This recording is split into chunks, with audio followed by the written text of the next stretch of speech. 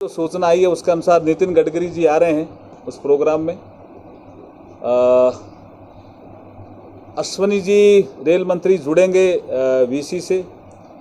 हमारे आरके सिंह जी जिनका काफ़ी बड़ा इसमें रोल है वो भी वीसी से जुड़ेंगे। तो ऐसे काफ़ी लोग वीसी से जुड़ेंगे। और ये हमारे भूपेंद्र जी यादव जो ईएसआई हॉस्पिटल का जो 41 करोड़ का प्रोजेक्ट है, वहाँ एक वर्चुअल प्रोग्राम होगा, फिजिकल वहाँ होगा ईएसआई में, वो दिखेगा वहाँ साहब को। और साहब जो बोलेंगे वो भी, पीएम साहब बोलेंगे वो भी वहाँ दिखेंगे। रेलवे स्टेशन पे एक प्रोग्राम होगा, चूरू रेलवे स्टेशन पे भी एक प्रोग्राम होगा, रतनगढ़ रेलवे स्टेशन पे भी एक प्रोग्राम होगा। ये कुछ प्रोग्राम वर्चुअल होंगे। कुछ जो ये बड़े बड़े हमारे हब हैं, जिसमें सोलर हब है, हमारा जीसी ग्रीन एनर्जी कॉरिडोर है, ऐसे कुछ जो हैं वहाँ भी कुछ वीसी से कुछ लोग जुड़ेंगे। भूपेंद्र यादव वर्चुअल है।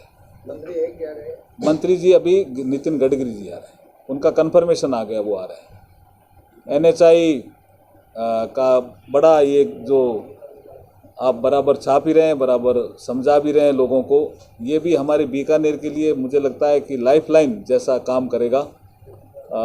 अमृतसर से ग्रीन फील्ड एक्सप्रेस वे चलेगा और जामनगर तक जाएगा।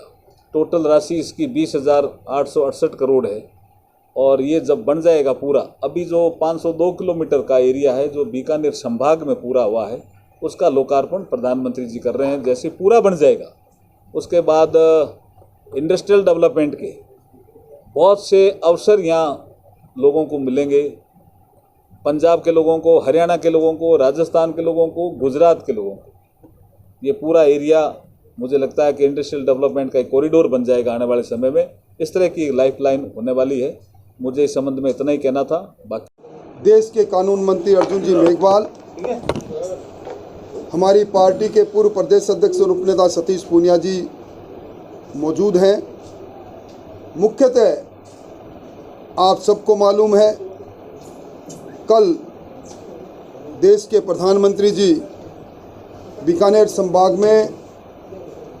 संभाग के बनने के बाद अब तक की सबसे बड़ी राशि की आधारभूत संरचनाओं का लोकार्पित और शिलान्यास करने आ रहे हैं। पर एक बड़ी सभा नौरंगदेसर में होगी, जिसके अंदर बीकानेर के 200 किलोमीटर की रेडियस में आने वाले 16 विसद और देश के दूसरे दलित कानून मंत्री, जो हमारे सबके लिए गौरव की बात है, आदरणीय अर्जुन जी को कहूँगा कि वो प्रधानमंत्री जी के कार्यक्रम के बारे में आपको अवगत कराएं।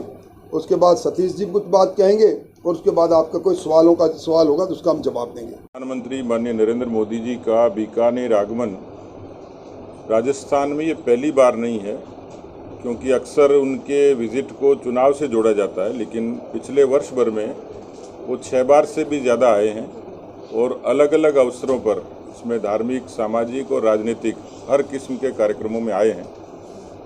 14 में सरकार बनने के बाद राजस्थान में खास तौर पर जो बुनियादी विकास के लिए मोदी सरकार ने काम किया, जिसमें जन धन से लेके उज्ज्वला से, आयुष्मान से और आवास से, तमाम इस किस्म की योजनाओं को राजस्थान के जनमानस को प्रत्यक्ष लाभ मिला है। उसी तर्ज पर जो इंफ्रास्ट्रक्चर डेवलपमेंट है, उसमें प्रधानमंत्री ग्राम सड़क योजना, भारतमाला, वंदे भारत, इस तरीके के जो बेसिक इंफ्रास्ट्रक्चर के काम हैं, मसलन पिछले रेल बजट में 9,000 करोड़ का सीधे राजस्थान को रेल के डेवलपमेंट के लिए देना, वो मोदी सरकार की अपना एक संकल्प और प्रतिबद्धता है। और इस लिहाज से यहाँ बीकानेर में उनका आगमन और बीकानेर के आसपास के विधानसभा क्षेत्र से बड़ी संख्या में लोगों का आगमन, ये संकेत करता है कि सभा ऐतिहासिक होगी।